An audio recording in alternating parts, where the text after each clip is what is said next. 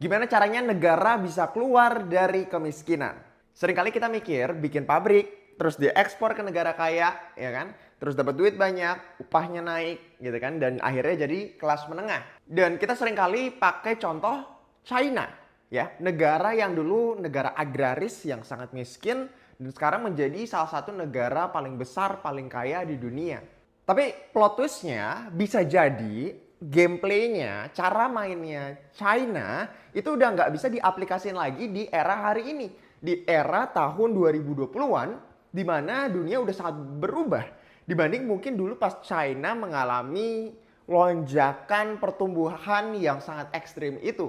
Hari ini kita mau bahas kenapa The China Miracle itu hanya sesuatu yang bisa terjadi sekali dan mungkin nggak bisa terjadi lagi hari ini. Dan kalau kita ngomongin Indonesia, kira-kira gimana ya Indonesia bisa jadi negara yang maju? Gameplay apa yang bisa kita mainin? Nah, kita mau coba pelajarin apa yang kira-kira works dan apa yang nggak works buat Indonesia. Dan di video ini pastinya gue akan jelasin dengan bahasa yang super gampang. Karena di sini gue jelasin kayak anak SD.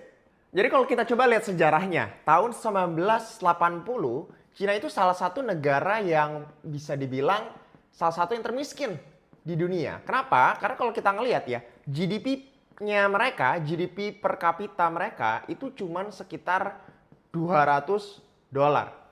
Ini di tahun 1980-an ya, teman-teman. Jadi China itu sebenarnya negara yang sangat, tadi gue bilang agraris. Ya, semuanya sangat tradisional, nggak ada teknologi di sana. Ya, tapi bayangin teman-teman, di tahun 2010-an, ya China jadi nomor 2 ekonomi terbesar di dunia.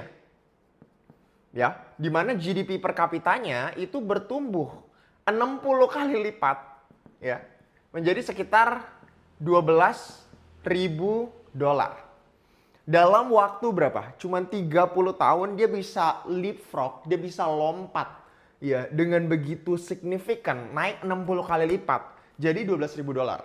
Untuk kasih kalian konteks ya, GDP per kapitanya Indonesia itu cuma sekitar 5 ribuan. Jadi GDP per kapitanya China itu jauh lebih besar, 2 kali lipat lebih daripada Indonesia.